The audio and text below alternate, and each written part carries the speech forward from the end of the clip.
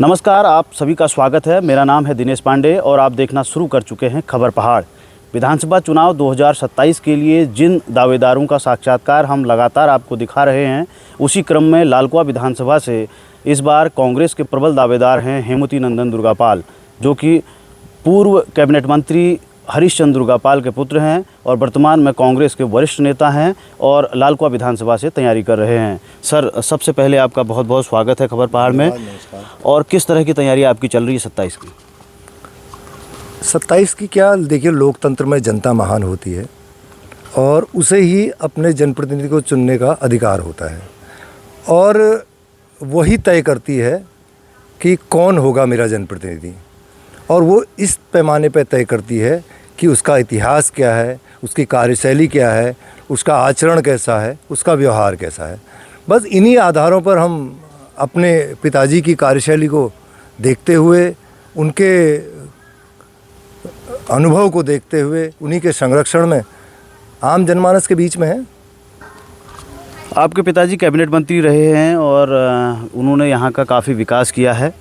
उनके राजनीतिक अनुभव का आपको फ़ायदा मिलेगा? किस तरह आप देखते हैं उनके अनुभवों को पब्लिक के बीच में शेयर कर रहे हैं? स्वाभाविक रूप से मिलेगा, क्योंकि क्या होता है ना, कई जब आदमी सत्ता के प्रभाव में होता है तो उसे कई तरीके के आरोप प्रत्यारोपों को झेलना पड़ता है।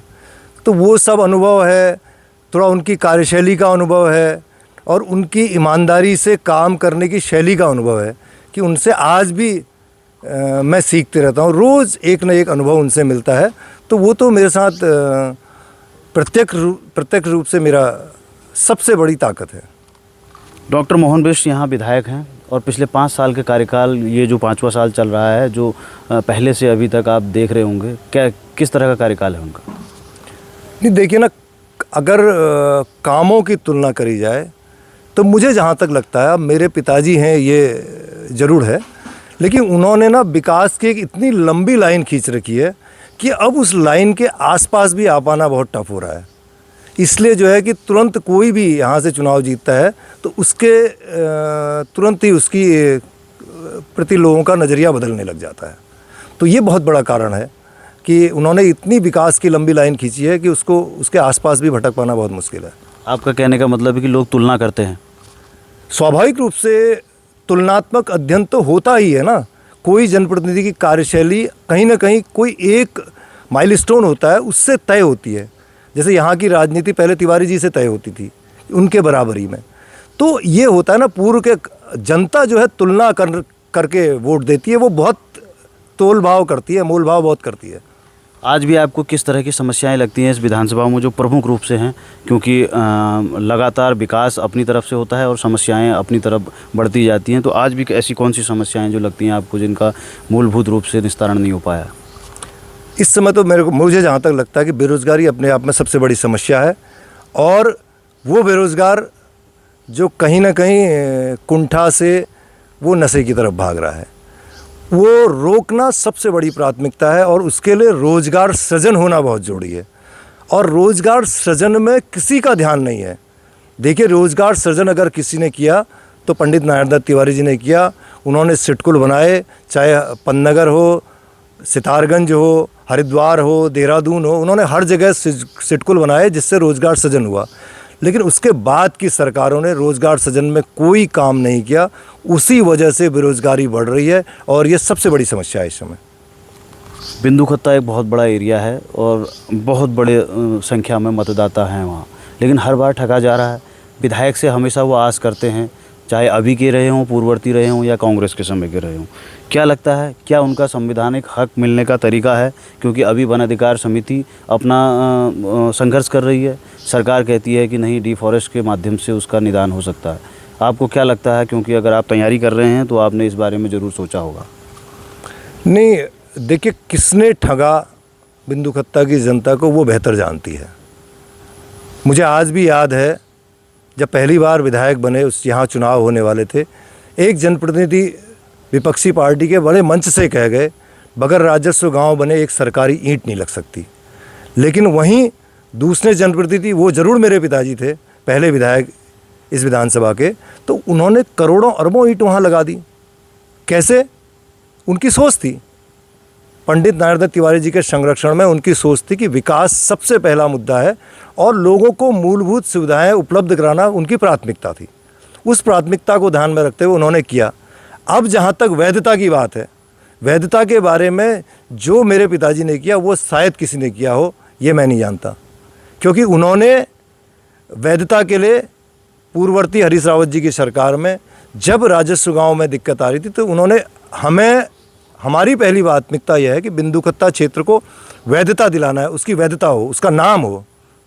तो वो दिलाने के उद्देश्य से उन्होंने नगरपालिका बनाई, लेकिन वो नगरपालिका एक राजनीति की भेंट चढ़ गई, क्योंकि कुछ लोगों को दिक्कत थी कि अगर ये विकास का काम हो गया, इसको वैधता मिल जाएगी तो शायद हमारी राजनीति यहीं पर समाप्त हो जाएगी, उसके बाद यही लोग राजनीति के उच्च शिखर पर रहेंगे। तो वो उनको चुनौती लगने लगी तो उन्होंने राजनीति करी उसमें, फिर कारणवश उसको वापस लेना पड़ा सरकार को, क्योंकि जब लोगों के अंदर ही ऐसा भाव आ गया था कि हमें नहीं चाहिए तो उसको वापस लेना पड़ा। फिर आई वैधता की बात, अल्टीमेटली देना वैधता है। तो इस समय जिस तरीके की राजनीति हो रही है, मैं देख रहा हूँ कि पूरे 4 साल तक हम लोग सब लोग चुप रहे कि एक वैधता की ओर सरकार कदम बढ़ा रही है, लेकिन फिर उसी सरकार ने उस वैधता के कदम को अचानक कह दिया कि अब इससे नहीं हो सकता।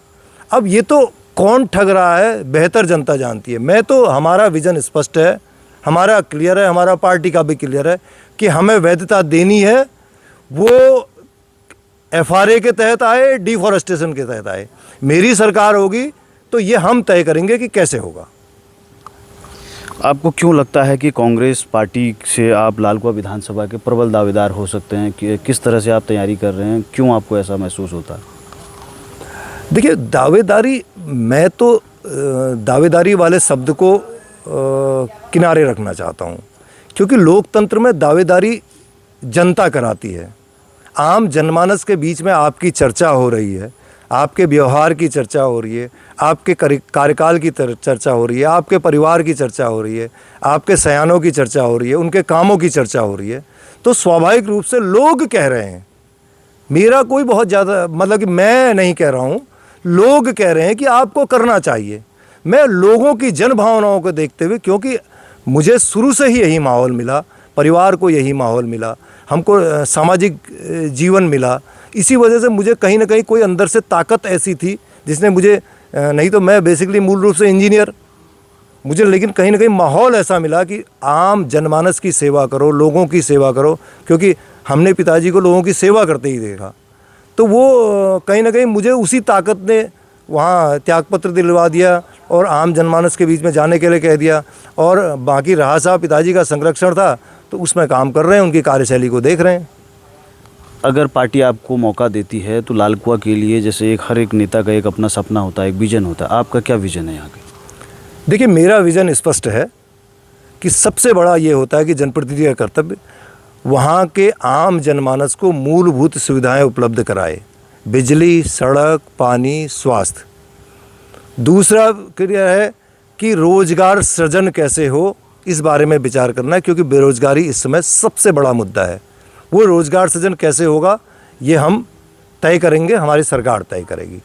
तीसरा यह है कि जनप्रतिनिधि जो बने वो अपने आचरण से, व्यवहार से समाज को एक दिशा दे, समाज के भटकाव को रोके, क्योंकि वो किसी भी पॉलिटिकल लीडर, किसी भी समाज के नेता को लोग देख के, वहाँ की आम जनमानस देख के उसकी कार्यशैली को अपनाने का प्रयास करता है। ये समाज का मुखिया भी होगा, ये परिवार का मुखिया भी हो सकता है, वो प्रदेश का मुखिया भी हो सकता है।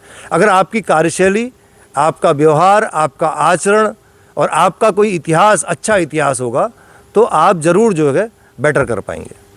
आपके अलावा इस विधानसभा में हरेंद्र बोरा जी हैं, शंकर जोशी हैं, तमाम ऐसे नेता हैं आपकी पार्टी के वरिष्ठ, वो भी दावेदारी करते हैं।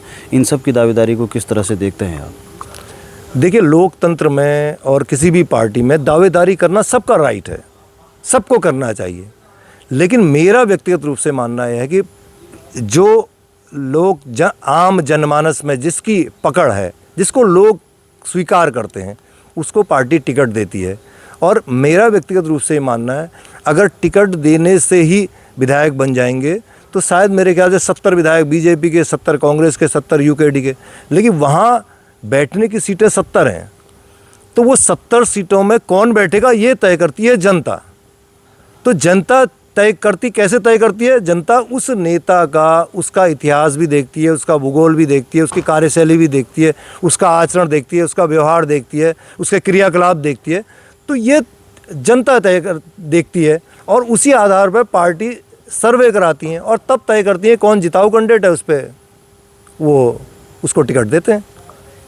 इस प्रकार का अभी एक संशय अभी और लोगों के बीच में है, कहीं हम लगातार ये बातें आती हैं कि चुनाव कौन लड़ेगा, हरीशचंद्र दुर्गापाल या नंदन दुर्गापाल? देखिए, चुनाव, मैं फिर वही बात कहूँगा कि चुनाव आम जनता तय करती है किसको कौन लड़ना है, किसको लड़ना है। और वो मेरे पिताजी स्पष्ट कर चुके हैं कि उन्होंने कहा कि मैं अब उम्र के इस पड़ाव में हूँ क्योंकि लोगों के बीच में उतना नहीं पहुँच पाऊँगा। तो वो इसलिए चाहते हैं, वो इसलिए उन्होंने कहा कि मैं, और हमारे पिताजी का आचरण व्यवहार ऐसा है कि मैं महसूस करता हूँ कि मेरी 51 साल की उम्र हो गई, पहली बार मेरे पिताजी ने मेरी तारीफ सार्वजनिक रूप से करी है। तो उनका इतना कठोर संरक्षण है और इतना कठोर अनुशासन है, उन्होंने कभी भी हमारे मुंह पे हमारी तारीफ नहीं करी। पहली बार उन्होंने कहा कि वो अच्छा लड़का है, अच्छा व्यवहार है, अच्छा ये है, ये सारी बातें उन्होंने कही। लालकुआं विधानसभा की जनता को आप क्या संदेश देना चाहते हैं, क्योंकि अब आप तैयारी कर रहे हैं, तो सार्वजनिक रूप से खबर पहाड़ के माध्यम से क्या कहेंगे?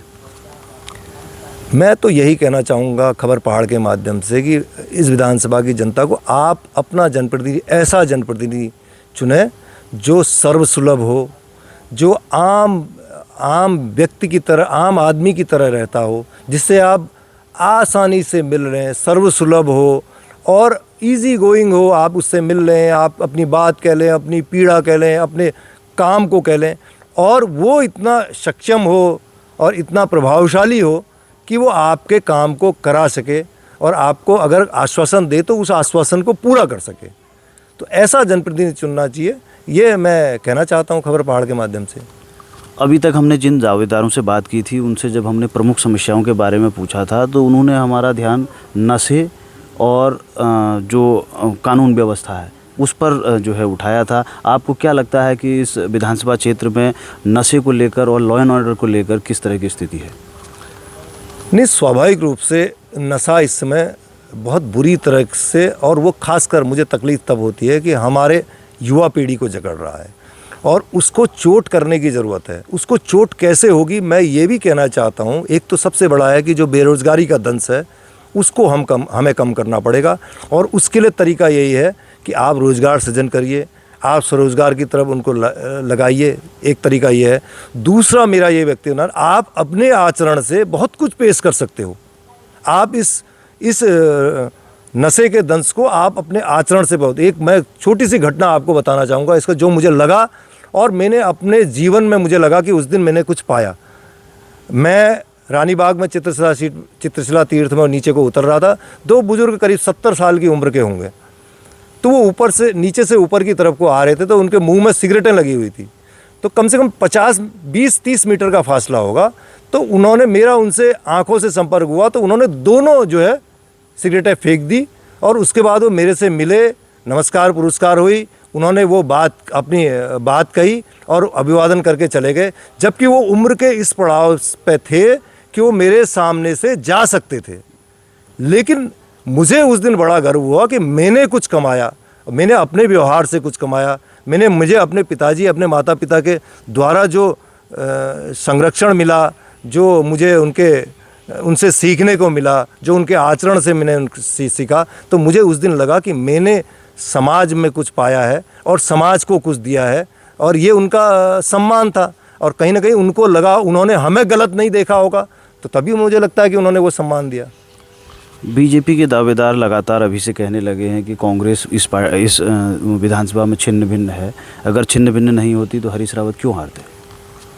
नहीं, कहीं से छिन्न भिन्न नहीं है, और आपको चुनाव में ये पता लग जाएगा कि कहीं से छिन्न भिन्न नहीं है। 2027 में माहौल बेहतर है, लोग चाहते हैं, कांग्रेस की तरफ आशा की, उम्मीद की किरण से देख रहे हैं। वो 2022 की घटना तो मैं कह रहा हूँ कि एक घटना थी क्योंकि पिताजी ने मुझे जहाँ तक है उनसे पहले कहा था कि आप आइए, चुनाव लड़िए, आपका स्वागत है, तो उन्होंने उस समय मना कर दिया। लेकिन वो अंत समय में इस तरीके की परिस्थितियाँ बन गई कि हम लोगों को बेहतर तरीके से नहीं समझा पाए कि हरीश रावत हमारे बीच के हैं, और विपक्षी के लोग ये समझाने में कामयाब हो गए कि ये तो बाहर से, इनको कहाँ ढूंढोगे, देहरादून ढूंढोगे या यहाँ ढूंढोगे। इस तरीके की बातें, ये कहीं ना कहीं हमारी कमी थी, क्योंकि मुझे आज तक ध्यान है कि मैंने अपने पिताजी के चुनाव में इतनी मेहनत नहीं करी होगी जितनी मैंने हरीश रावत जी के चुनाव में मेहनत करी, लेकिन कामयाब नहीं हो पाए। ये हमारा दुर्भाग्य था कि हम अपने जनप्रतिनिधि के रूप में हरीश रावत का चयन नहीं कर पाए। क्या लगता है क्या वजह रही होंगी? बाद में आपने विश्लेषण भी किया होगा, क्योंकि लगातार उस समय तो ऐसे हालात थे कि पैसा और तमाम तरह की चीज़ें ये सामने आई कि बहुत जमकर बहाया गया, चुनाव प्रचार में बहुत ज़्यादा खर्च किया गया, प्रदेश में सबसे ज़्यादा यहीं खर्च किया गया, फिर भी हार गए। नहीं, मैं वही पहले मैंने कहा कि ये हमारी ही कमी रही कि हम बेहतर तरीके से नहीं समझा पाए, और भाजपा विपक्ष के लोग अपने षड्यंत्रों में कामयाब हो गए। जिस तरीके से उन्होंने दुष्प्रचार किया हमारे नेता का, चाहे वो क्या नाम कहते हैं बाहरी के रूप में, चाहे वो मुस्लिम यूनिवर्सिटी के रूप में, किसी तरीके से भी कहा उन्होंने, उसमें वो कामयाब हो गए, और हम जो है कि अपनी बात को बेहतर तरीके से नहीं कह पाए। हम नहीं समझा पाए कि इतना विराट व्यक्तित्व हमारे बीच में आया है और हम उसका चयन कर लें, आदि समस्याओं का हमारा समाधान वैसे ही हो जाएगा। लेकिन अब ये, मैं तो इसे अपना दुर्भाग्य मानता हूँ कि हम यहाँ से उनको नहीं चुनाव जिता पाए। क्या लगता है आज की तारीख में कांग्रेस में, लालकुआं विधानसभा में कोई गुटबाजी नहीं है? देखिए, गुटबाजी तो बिल्कुल नहीं है, मैं इस बात को नहीं मानता कि गुटबाजी है। लेकिन और एक बात बताइए ना कोई किसी न किसी से तो व्यक्तिगत ताल्लुक़ रखता ही है ना, तो ये तो उसको अगर आप गुटबाजी का रूप दिया जाए तो मुझे लगता है कि वो बेहतर बात नहीं है। और कोई ना कोई किसी से निकटता होती है, किसी नेता से किसकी निकटता होती है, किसी नेता से किसी की निकटता होती है, लेकिन मुझे लगता है कि कांग्रेस इसमें एकजुट होके और बेहतर तरीके से बहुत पहले से, जो चुनाव के समय में तैयारी हो रही थी, इस बार ये बहुत बढ़िया किया है कि पहले से संगठन सृजन के माध्यम से जो चल रहा है कांग्रेस में संगठन का, वो बहुत बढ़िया चल रहा है। दूसरा जो है कि बहुत काम दे रखा है कार्यकर्ता को, ये बहुत इस समय बहुत अच्छे संकेत हैं। तो चलिए, कांग्रेस के लिए बहुत अच्छे संकेत हैं, ये कहना है हेमवती नंदन दुर्गापाल का, जो कि लालकुआं विधानसभा से 2027 के लिए कांग्रेस के प्रबल दावेदार हैं। अगले हफ्ते फिर किसी नए दावेदार से मिलाएंगे, तब तक के लिए नमस्कार। नमस्कार।